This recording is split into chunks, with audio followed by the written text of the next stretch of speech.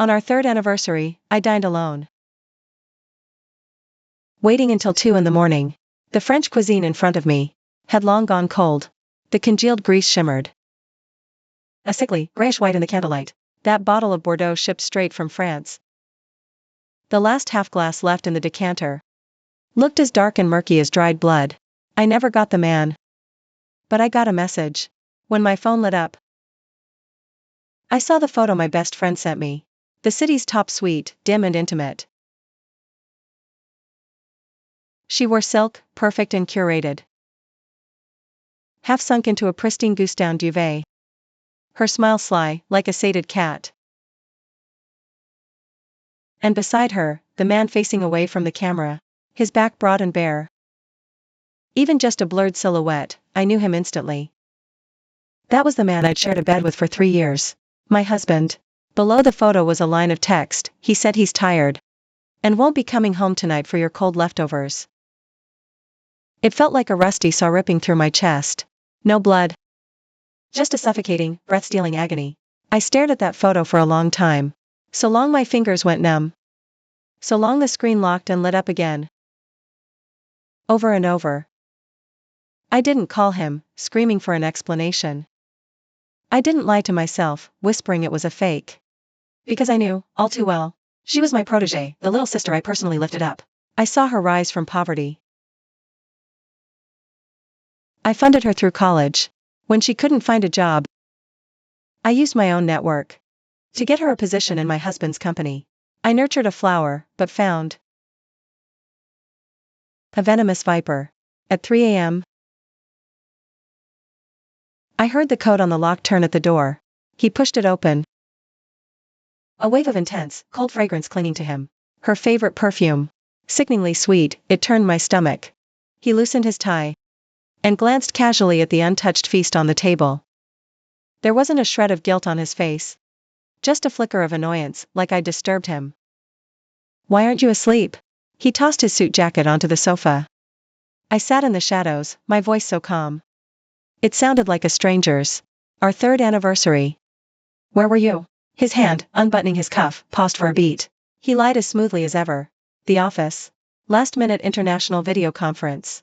I crashed there. What is this, a dorm inspection? I didn't say a word. I just turned my phone around. The screen facing him directly. That picture of a bed for 2. Glowing in the dark, it was blinding.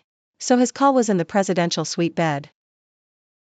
Her business skills really are improving. His face? In that split second, went completely dark. No panic like I expected. No shame at getting caught red-handed. And definitely no guilt. His brow furrowed into a hard knot. His accusing eyes blamed me. When did you get so petty? You had me followed? Or did you go through her phone?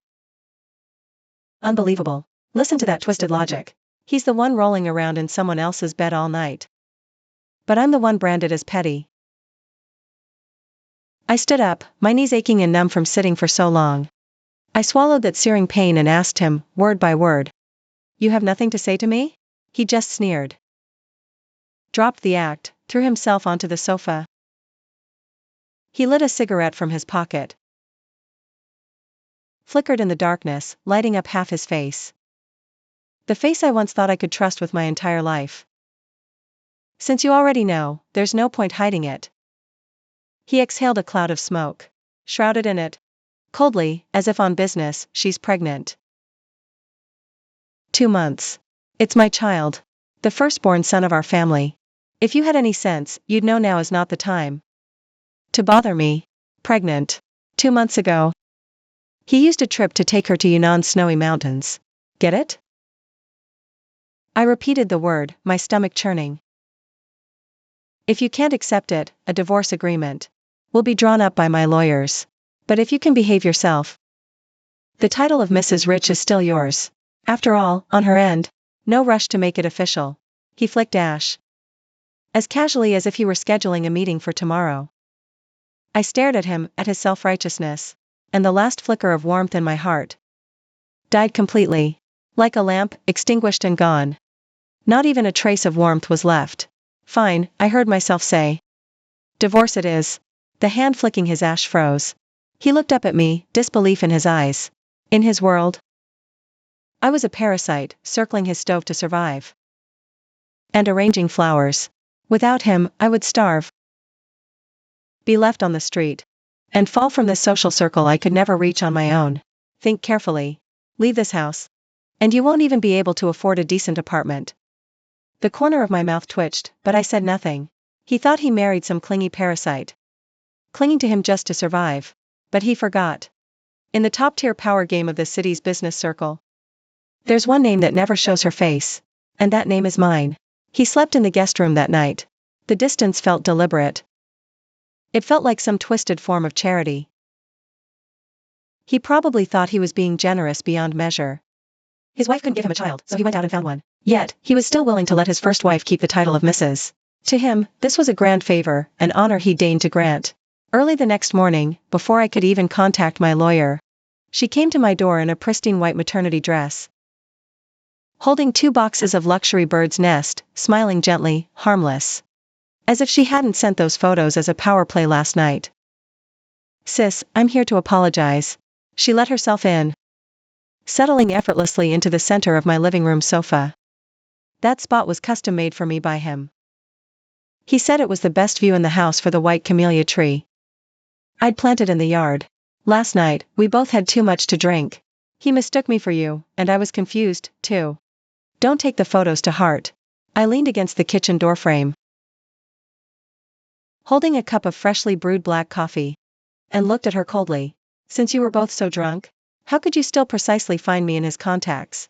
Then perfectly frame a photo like that? Your tolerance for alcohol is far more impressive than I imagined. Her smile froze briefly. She immediately lowered her gaze, gently stroking her flat stomach. And her tone shifted to a pitifully fragile one. I know you blame me. But the doctor said this pregnancy is a difficult one. He's just worried about the baby. You know how much he values his lineage. 3 years into this marriage, and you haven't given him an heir. Deep down, he's been holding back his frustration this whole time. Those words were like a long, thin steel needle, surgically piercing my sorest spot. 3 years. Those 3 years. I downed countless bowls of bitter, black herbal medicine to prepare my body for pregnancy. He saw it all with his own eyes. But what he didn't know was that, every time he was supposedly away on business, he was actually with her. My so-called infertility was because this woman, the one sitting right here pretending to be so delicate, had secretly replaced my folic acid pills with birth control in our family planning stash. If not for that day 6 months ago, when I got suspicious and checked the bottle, I'd probably still be clueless. So, because he values his bloodline, you couldn't wait to conceive an illegitimate child to inherit his throne? I put my cup down and walked over to her. When you were on your knees in front of me, begging me for a job, you sang a very different tune. She was visibly startled by my aura, her eyes reddening instantly. Tears fell on command. You can't force someone to love you. He says being with you suffocates him. You're too logical. Too perfect, like a soulless machine. But when he's with me, he finally feels like a real man. He's a real piece of work, I sneered. Especially when he lies. Didn't even rehearse. Right on cue, the door clicked open. He strode in, and the second he saw her red-rimmed eyes, his face went dark. He practically lunged to put himself between us, shielding her. Glaring with venom. Got a problem? Take it up with me. What kind of lowlife bullies a pregnant woman? It's not her fault. I just couldn't hold it in, she whimpered, clutching his sleeve like a wounded dove. An Oscar-worthy performance. He held her, then turned back to me. His eyes like ice. I was going to let you stay a few more days. But clearly, that's not happening. That holier-than-thou attitude of yours is sickening. She needs peace. Be out of this house by the end of the day. I stared at this man, playing the hero for his damsel in distress. All I felt was a void.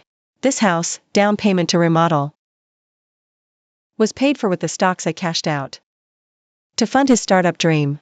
He told me he had this dream to build a business empire. And I believed him. I gave him my money. I gave him my contacts. I even smothered my own ambition just so he could feel like the king of his own castle. And now, he's kicking me out. Fine. I didn't fight.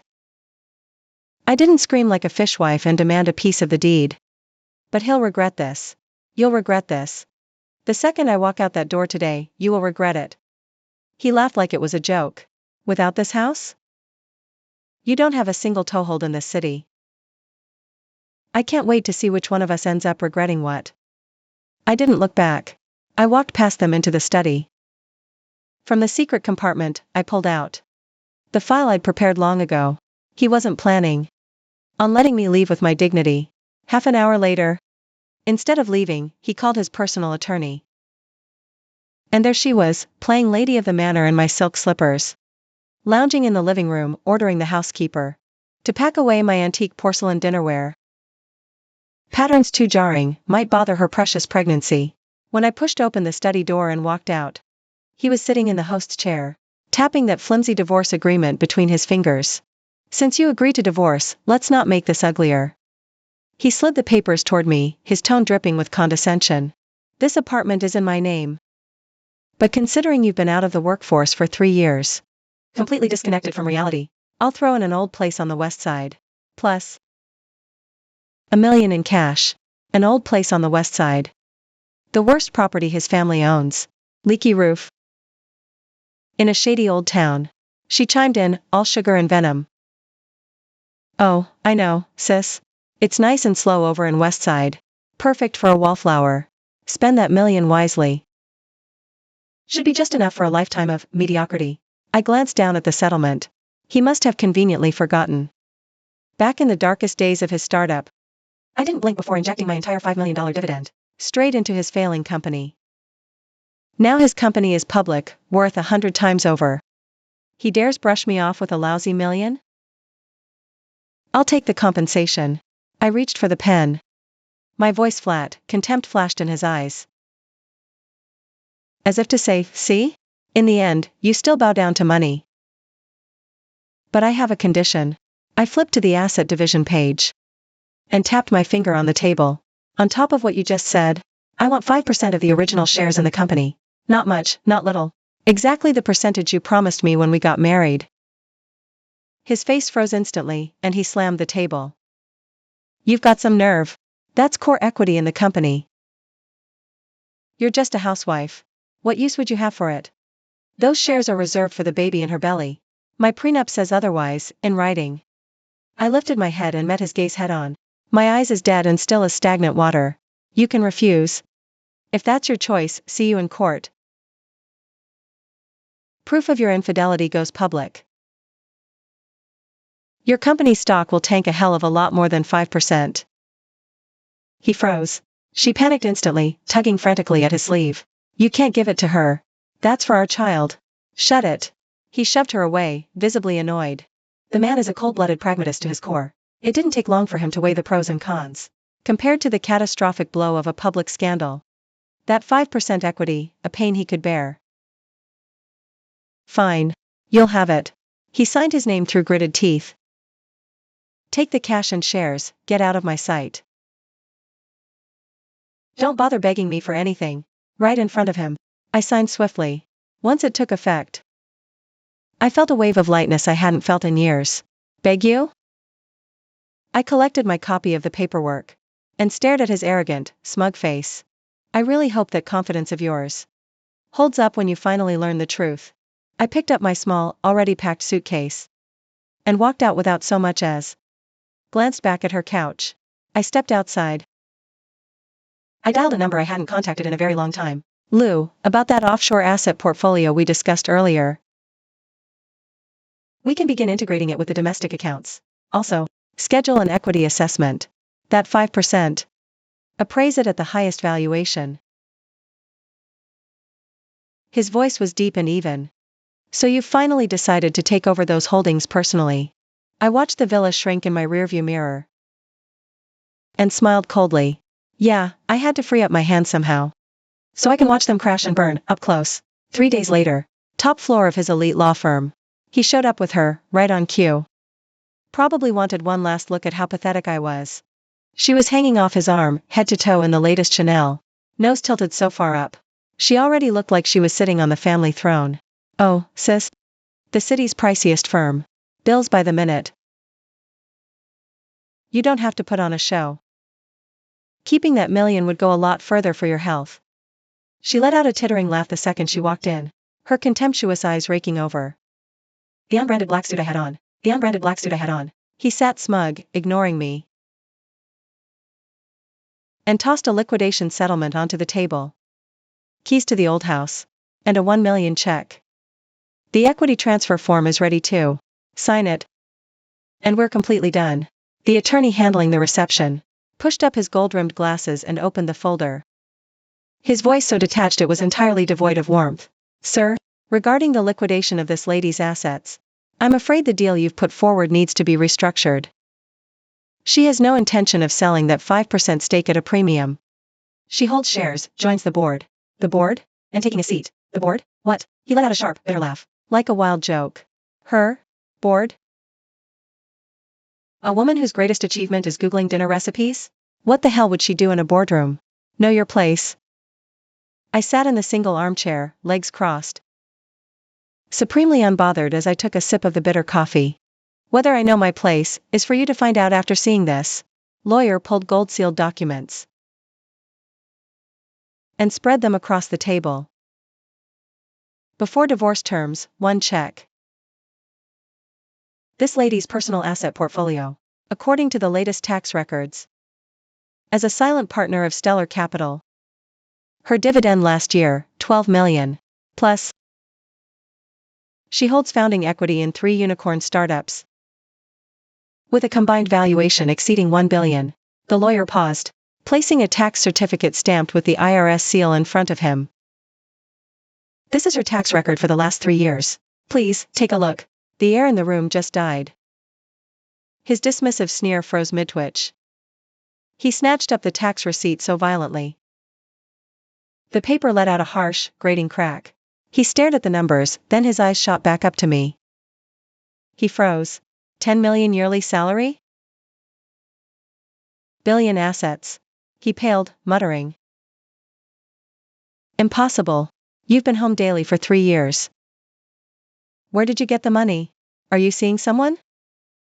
I set my glass down, my eyes cutting across his face like a knife. Who got your first $5 million funding? Why do you think all those projects you couldn't close suddenly fell into your lap? Because I hold the decision-making power at Stellar Capital. That company you're so damn proud of? In my eyes, it's nothing more than a project I can build up if I want. Or watch it burn if I don't. The woman beside him went pale. She dug her nails into his arm, practically drawing blood. That's impossible. He's lying. If he was this loaded, why would he marry you and play housekeeper for 3 years? Because I was blind. I thought you were worth dimming my light for. Enduring the grind with you. I stood up, looking down on them from above. Ditching me with a cheap flat? My counteroffer. I'll be attending every single board meeting from now on. Every decision you make will need my signature. I'll grant you this divorce willingly. But you will pay your debts. Every last dime. The tax slip dropped. He stared at me, as if seeing a stranger after 3 years. Outside the floor-to-ceiling windows of the law firm's top floor, the setting sun carved the office into light and dark. He sat in the shadows, his face so pale it was almost translucent. His fingertips still carrying the cold touch of that document. $10 million salary. He repeated the figure, voice raw, as if trying to chew and swallow the reality of it. He searched my face frantically for a hint. Some proof that I was bluffing. She was even more shell-shocked, unable to speak. The Chanel suit she'd been so vain about suddenly looked cheap and ridiculous, stacked against the assets the lawyer had listed. In her eyes, framed with perfect eyeliner, jealousy and panic swirled together, congealing into something toxic. Sis, you're joking, right? She forced a smile. Her voice shook. If you were so rich, why would you ever pick him back then? When he had nothing? Everything he built was from scratch. From scratch? I sneered, turning to the lawyer. Show him my capital injection from 3 years ago. And the shell company's ownership chart. With precision, the lawyer pulled out a complex network map from the file and handed it over. He seized it, seeing a date from 3 years ago. His firm was cash-strapped, saved by a foreign shell. Voyager Holdings injected $5 million. And the sole shareholder behind Voyager? It was me. You think you landed that municipal project just by luck?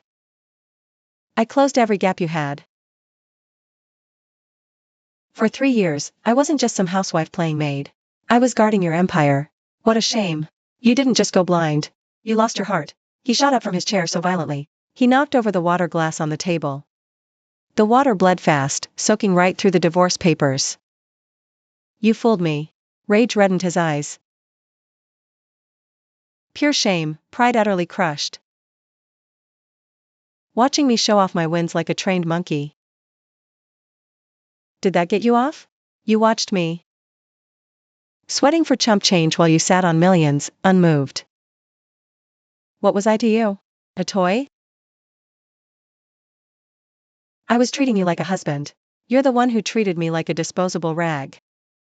I stared straight into his fury, feeling absolutely nothing. You think my secrecy was a betrayal? Where was trust when you swapped my meds for birth control? Where was honesty when you were in that Hilton bed? Playing house with her? He stood mute, chest heaving. That $1 million in the old house? I'm not just taking them. I'm also claiming 20% of all future profits from your company for the next 5 years. Call it punitive damages. I pulled out an expensive pen and slid it across the desk. Sign it. I won't freeze your assets in the divorce.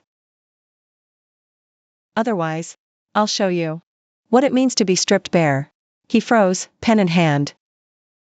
He knew my power. 3 years hidden. Building stellar, one night could end him.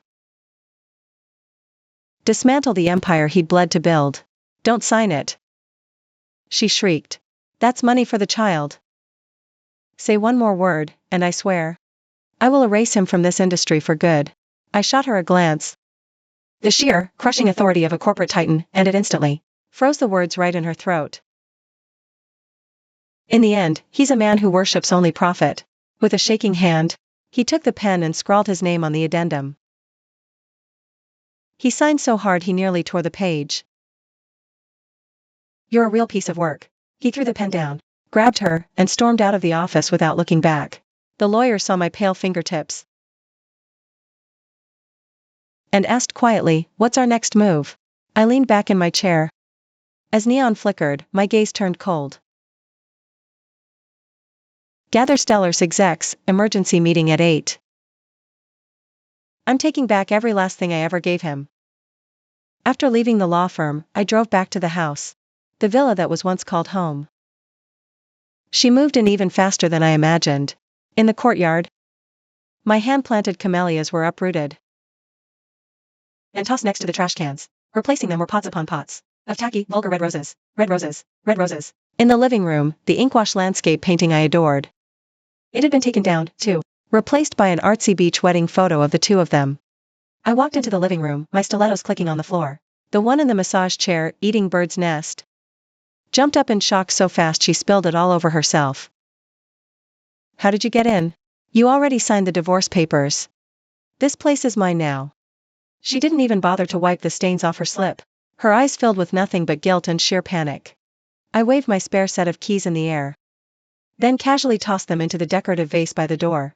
A sharp, musical clink rang out. I'm here for my personal belongings.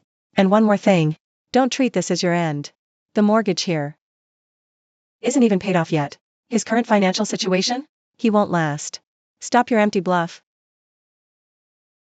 She straightened her back, finding a small shred of confidence.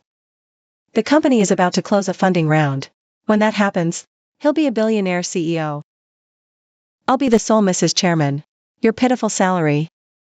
In the face of true old money, what's that worth? Nothing. I pitied her ignorance of finance. Nothing about his real predicament. Ignoring her nonsense, I walked straight upstairs into the study. He wasn't home. Scrambling for cash, I opened the safe. You wouldn't find diamonds or jewels in there. What filled it were the records of over 1,000 days and nights. Several core patent transfers, all handled through offshore accounts. Before leaving, I slipped into a custom-tailored navy pantsuit.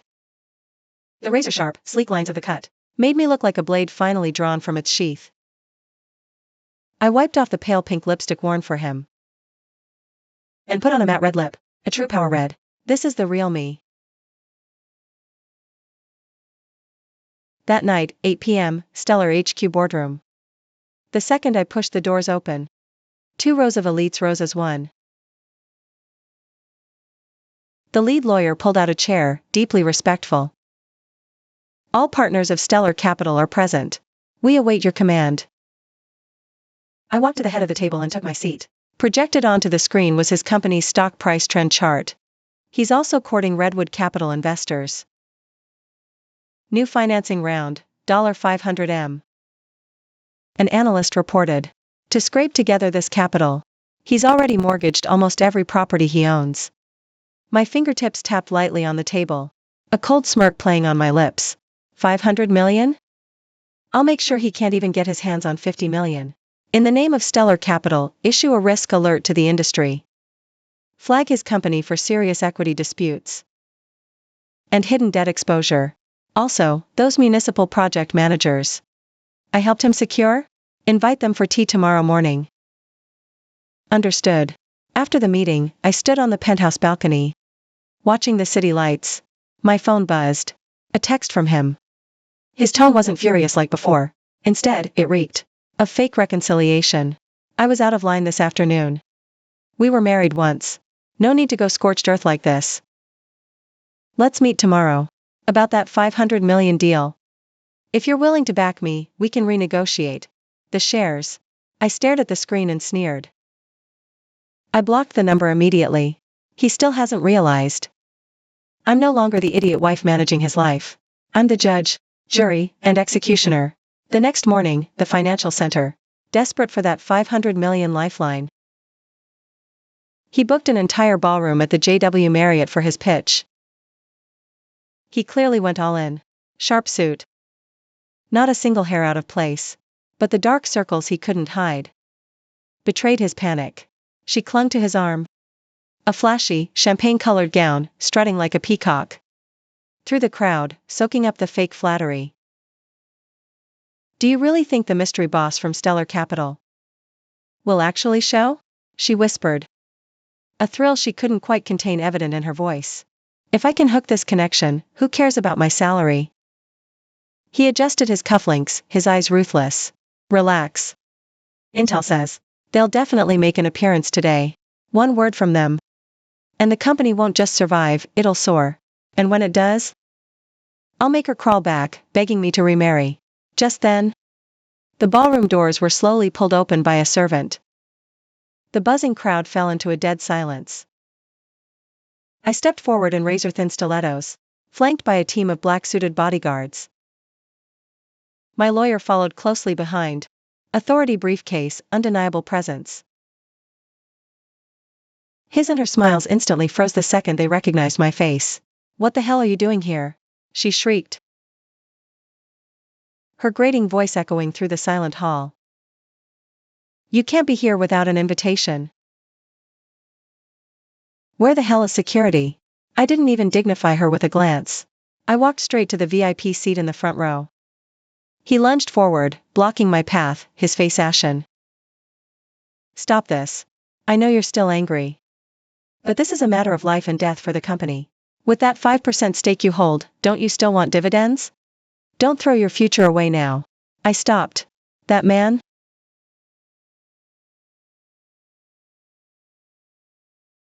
A mocking smirk tugged at the corner of my lips. Since you're such a pro about the future, then you should know. The founder of Stellar Capital never shows up at a cheap cocktail reception like this. I took the bidding resolution from my lawyer and flipped it open right in front of him. Unless she's here to personally kill a certain proposal. His pupils shrank, voice trembling, barely coherent. What did you say? You're that? The lawyer stepped forward with perfect timing, cleared his throat. His voice filled the room. Everyone, allow me to introduce This is the chief executive officer and founding partner of Stellar Capital. Additionally, she is the sole decision-maker for this funding. A stunned uproar.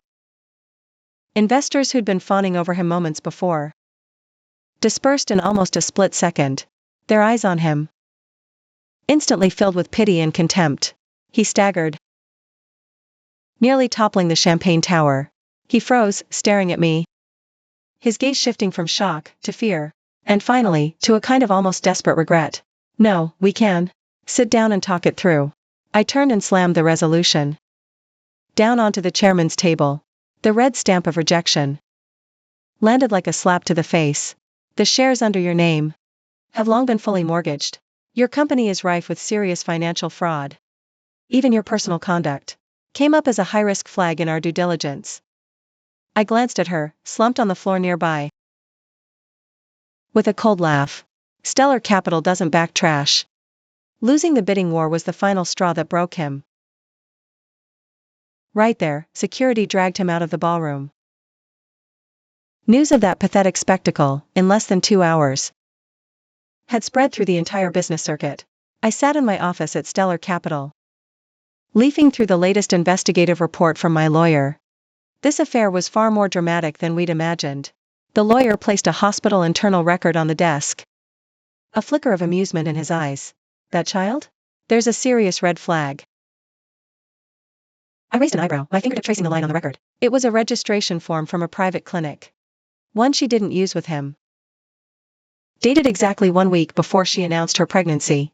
The form clearly stated, chronic infertility due to PCOS, with no recent signs of conception. Fake pregnancy, I laugh. She really went all out, using something like that. Not over yet, lawyer says. Selling West End house. Behind her back for some quick cash. That's when he discovered the property title. Frozen after divorce papers. All thanks to a little hidden debt exposure we orchestrated. And the creditor for that debt? A shell company under our name. That's the trap. I said. He thought it was his exit strategy. It was the grave I dug for him. Just then, the office door is violently pummeled. He bursts in, ignoring the secretary's protests. His eyes are bloodshot, his tie askew. That once handsome face is now twisted with manic rage. Why are you doing this? He storms up to my desk, hand slamming against the surface, his voice raw. Do you have any idea? Because you pulled the funding. The banks are already calling my loans, my company, everything I've built. You're destroying it all. Calmly, I close the folder and look up, meeting his unraveling gaze. Everything you've built? Forgot already? Every brick in the foundation of your company. I paid for it. I made you the king of the hill. I'll flatten that hill. That bitch. He says, a trace of actual self-pity in his voice. I was going to cut her off anyway.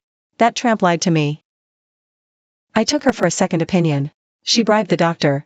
If I hadn't double-checked her bank records, God knows how long she would have played me. Hearing him call her a tramp just feels pathetic. Let's get remarried. He suddenly rounds the desk, trying to grab my hand. His eyes filled with that nauseating imitation of affection. I know I messed up. That kid was fake. In my heart, it's always been you. Just inject the capital again, and the company is yours to command.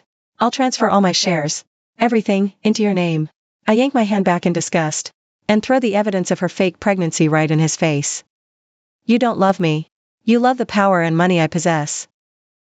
You deserve the lies. Remarry? I glare down. You're not worthy. The words barely leave my lips, when a piercing shriek echoes from the hallway. She stumbles in, before she can even open her mouth. He spins around and slaps her so hard. She crumples to the floor. You lying whore. How dare you try to trap me with this? He screams, hysterical. She clutches her face, looking at me with utter despair. Her eyes, all smugness vanished, leaving dead-eyed despair. The air in the office was so suffocating you could choke on it. That slap, so loud it was almost deafening. She collapsed onto the floor.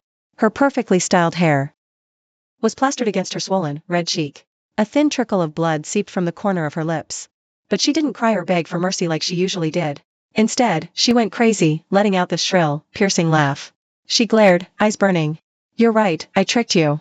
If you hadn't actually fallen for her, if you really didn't care about that so-called firstborn son, could I have ever fooled you?"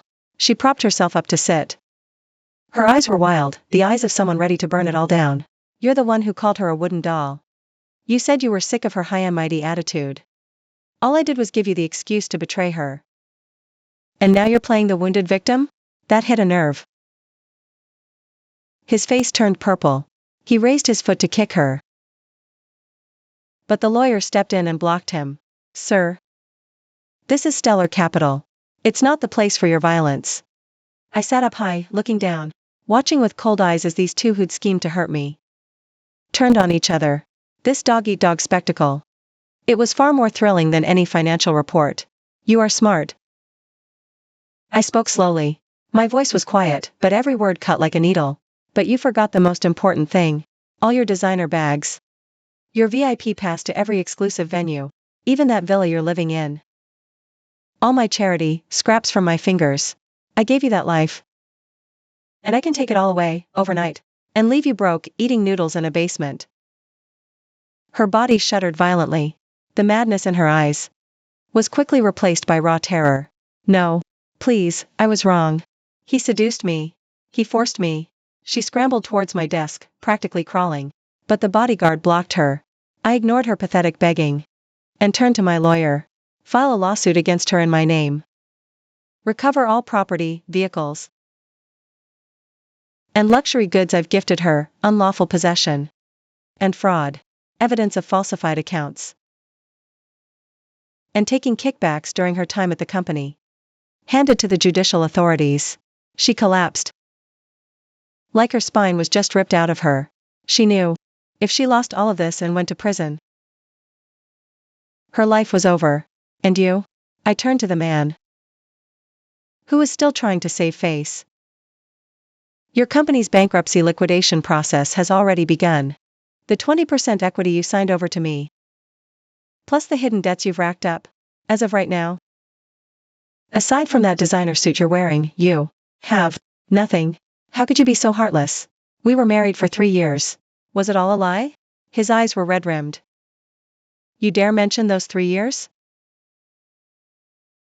I sneered down at him. "Those years? I schemed for you. I swallowed my pride for you. You poisoned my meds to steal my empire. This is karma." I signaled to my bodyguard. "Get these two pathetic wrecks out of my sight." As he was being dragged out the door, he was still screaming my name at the top of his lungs. She stood frozen, muttering endlessly. "I'm sorry." I sat back down in my chair and stared out the window at the sunless sky. I let out a long, deep breath. "This is only the beginning," the lawyer whispered from behind me. I nodded. "That's right. The trash has been taken out. My world's finally seeing light." His fall came. Headlines 3 days later. "That once great man, drowning in insolvency. Even that old house he graciously allowed me to live in was repossessed by the court. He fell from his high and mighty pedestal and became the most pathetic laughingstock in the city." One rainy night, a month later, I was just leaving a Chamber of Commerce gala after giving my speech. Flanked by my bodyguards, I walked out of the hotel lobby. The lawyer was waiting for me on the steps, holding a massive black umbrella. He gave a slight, respectful bow, perfectly poised. "The car's ready." I stepped toward it, when a hunched-over figure, he lunged from the shadows, drenched.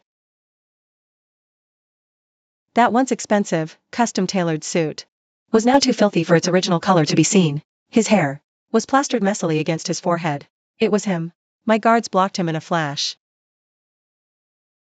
He collapsed, kneeling in the mud. Splattered. "Please, look at me once more." His voice was so hoarse, it was barely a whisper, as rainwater streamed into his mouth. "I was wrong. I finally see it now. This past month, I've lived worse than a dog. I see you waiting under the lamp, just like before. Please, just give me a hand. Just agree to take me back. I'll be your slave. I'll do anything. I stopped in my tracks, watching this crushed man beg in the rain. There was a time, once, when I knelt before this man too, as low as dust, just begging him to come home for dinner more often. Back then, I thought that was love. Now, I can see clearly, that was nothing but a jewel buried in filth. You don't miss me. What you miss is a woman you could control with a flick of your wrist, who'd enrich you and guard your realm. I took the umbrella. He handed me a warm coffee, his voice unnervingly calm. But the man I loved died 3 years ago.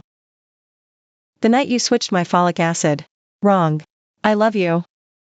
He crawled forward on his knees, wailing in despair. That crazy woman has been arrested. I'm tracking down the money she swindled from me. Let's start over. Please. Let's just start over.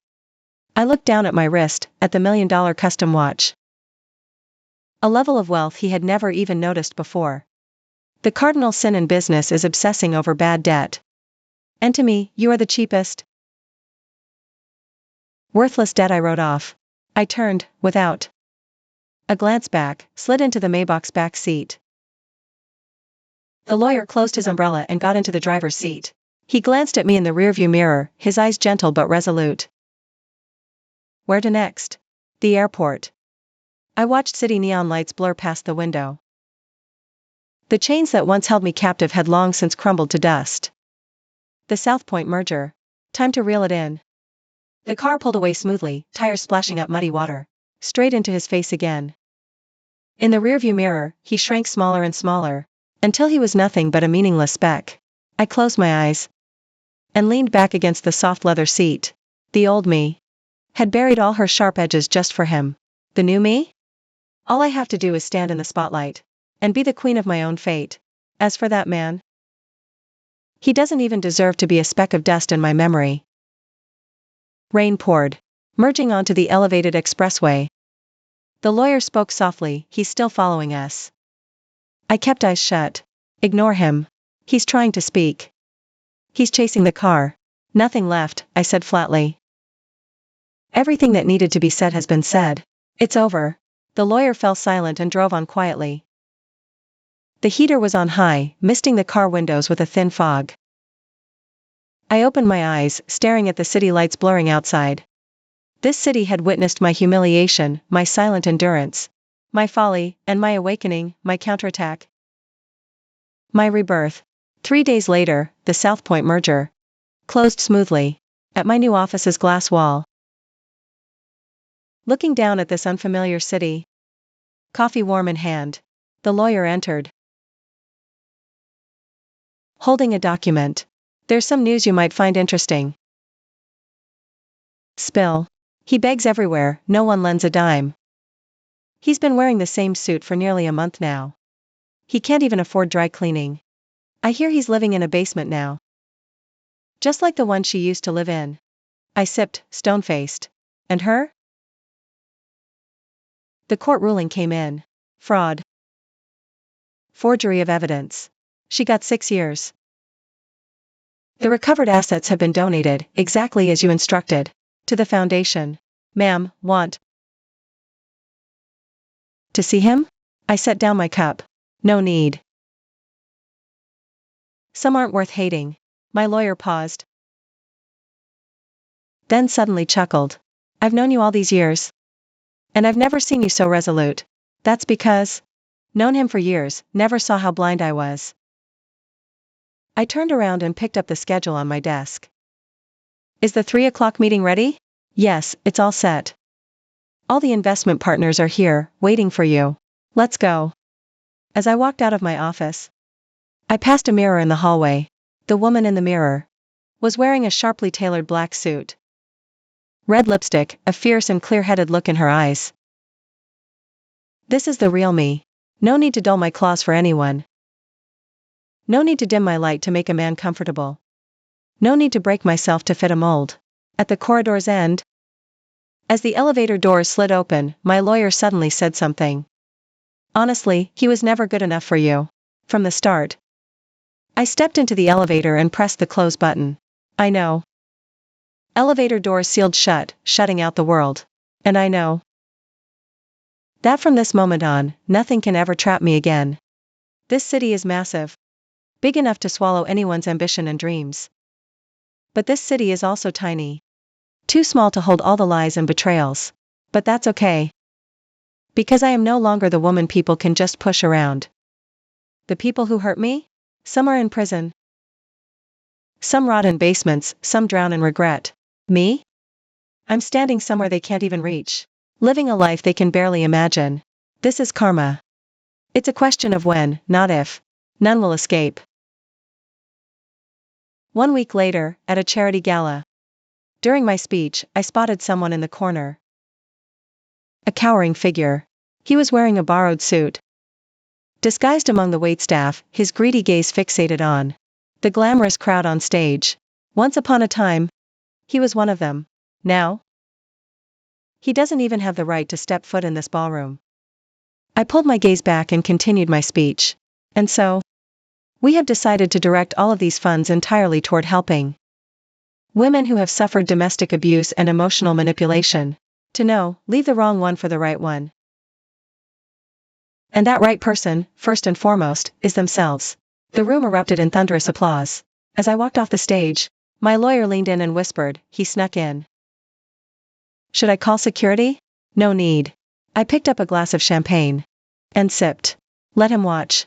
The clearer, the better. That whole night, he just stood in that corner. Watching me glide, laughing, shining brighter than ever. Commanding control. His eyes were a tangled mess of regret.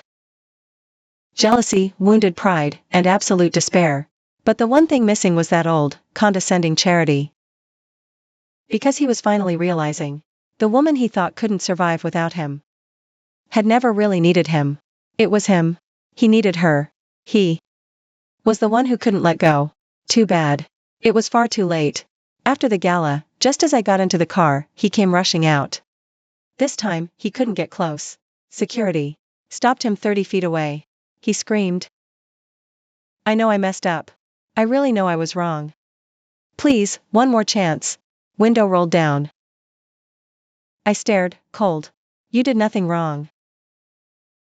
You just chose what you wanted. Now you get what you deserve. Window closed. As the car pulled away, I heard behind me a gut-wrenching, soul-shattering wail. But this time, I couldn't even be bothered to sneer. Some things, broken stays broken. No fixing, no return. Car cruised bright streets. Lawyer spoke. Any regrets? Regrets about what? Marrying him? I thought about it. I used to. But not anymore. Why's that? That hell made me who I am. I looked out at the city lights. Those scars? It revealed true faces. Worth it. Lawyer smiled. And fell silent. The car grew quiet. With just the low, powerful hum of the engine. I closed my eyes. An image flashed in my mind of that night, 3 years ago. I sat alone at the dining table, waiting until 2 a.m. Only to get a message that shattered my heart. Back then, I thought my whole world had collapsed. Now I finally know. Not my end, but a new beginning. Some people show up in your life to teach you something.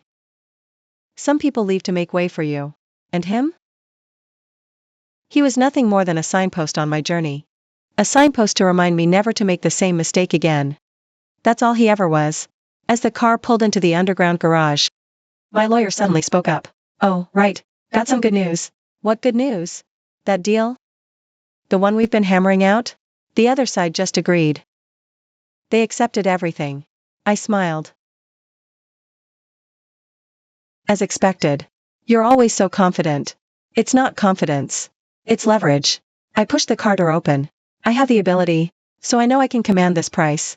My lawyer followed behind me, smiling. You've changed. Have I? Before, you always kept your edge hidden. But now, you're finally willing to let everyone see just how powerful you are. Elevator up. I haven't changed. I just stopped dimming my light for people who were never worth it.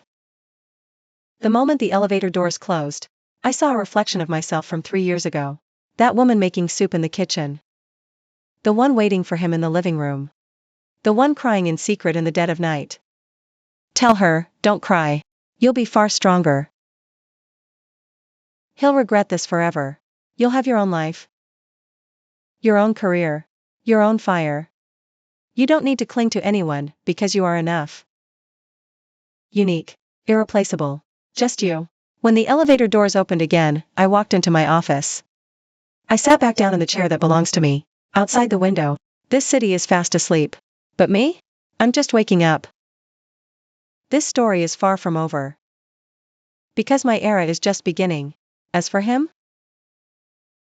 He'll be in some basement, late at night. Standing in the rain, reliving it again and again.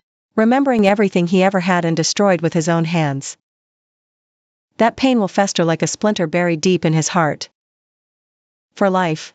And that is the best punishment I could ever give him. Far worse than if I'd burned his world to the ground myself. Losing 100 million? He can make it back.